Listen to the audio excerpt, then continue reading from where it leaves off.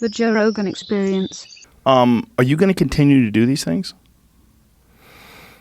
Because it seems like you're obviously a target now. Yeah. When I was asked this in my interviews this week, last week, the response that comes to my mind right away is, of course, I'm going to continue doing it. These people have threatened me before. I've been attacked before. I'm not going to be cowed. I'm going to continue. I won't be intimidated. But with the brain injury that they gave me, it's like I can't continue doing it the same way as I did before, and being naive to think that police would actually uphold the rule of law. They gave me a brain injury, and like I never had one before, but I'm dealing with some cognitive and neurological issues. So I will Like what? Memory issues. I have issues. So I have upcoming neurophysical therapy as well as speech therapy. So as much as like on the surface, I have improved a lot since the beating, there are some long-term consequences that I'm going to have to work through. And, I have, to be honest, I have certain fears and anxieties of being in Portland. I've continued to receive threats, violent threats, and they've been reported to police, and just people promising to make sure next time that I won't even be able to walk away, that they will repeat what happened to me when they see me on the streets. So like, have they caught the people that did this to you? So it's been 10 days now, more than 10 days since my beating. There have been no arrests. I don't know where the police are at in the investigation. They haven't been keeping me informed. There was a photograph of someone they released. Yeah, so the Portland police released photos of potential suspects and asking for help in identifying. One was unmasked, two of them were masked. And I forgot to say earlier that in addition to the beating, they robbed me of my camera equipment. So that was my evidence for that day. And I tried so hard to hold on to it, but I couldn't. What about you attending this with security? Have you thought about doing that? Yeah, so moving forward, once I feel well enough and once I'm cleared by the doctors, it may be worth it to cover these events, but with professional security. Gorillas. Big giant dudes. Yeah. Would they wear like armor? Like what would you have? How far would you take this?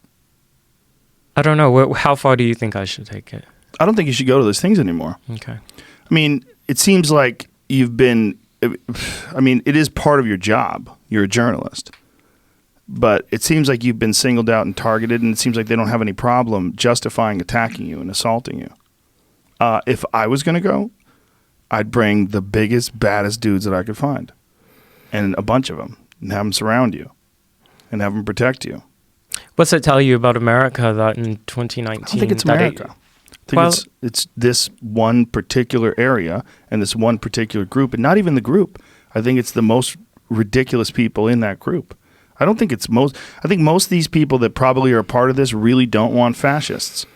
And they really don't want some awful right-wing totalitarian regime running this country and in marginalized people of color, gay people and immigrants and all those things that I support 100%. I'm left-wing. I mean, I would be on their side ideologically about a lot of things. It's the implementation of it that I have the biggest problem with. It's the group mentality. It's the wearing the masks. It's the assaults. It's the not understanding the consequences of violence. All these things. This is what I have a problem with. The way the mayor allows this to take place. The way he handcuffs the police. That is what I have a problem with. It's not that they don't want horrible people running the government and running the world. I understand that.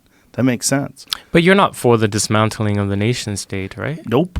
No, I'm not. Or the breakdown of democracy? No. Yeah, so these are the points that I'm trying to hit on. Right, those are the points that are hidden, right? These are important things that make up the ideology of Antifa. And right. the larger, those who are sympathetic because of the anti-fascist aspect or the anti-right wing, they are ignorant of it. And I hope to become more aware of that. I think that's what's important about your work. That's what's important about these discussions. That's what's important about people getting the word out and understanding what this really means, not what it seems on paper. It's like we're the anti-Nazi movement. Well, who the fuck could go against that? Of course you're anti-Nazi. Everybody should be. That's what it seems like. Well, we're anti-fascist. Good. We don't want fascists. I think that's what Chris Cuomo was saying. I think that's what Don Lemon was saying. I think they're too busy. I don't think they're really investigating this. I don't think they're deep diving and understanding the ideology at its core, the way you're describing it. And whoever that professor was that you were discussing that is somehow or another condoning violence, that is ridiculous. Anyone who considers themselves an intellectual who condones violence, all this punch and Nazi stuff, God damn it, you don't understand violence. You don't know what you're talking about. You don't understand the human condition. Because if you understood violence, it's the last thing you would ever be calling for. Can I talk about the next step of what's next for me? Sure. So a lot of people listening and are frustrated and have expressed support are asking, well, what can I do? I'm just one person.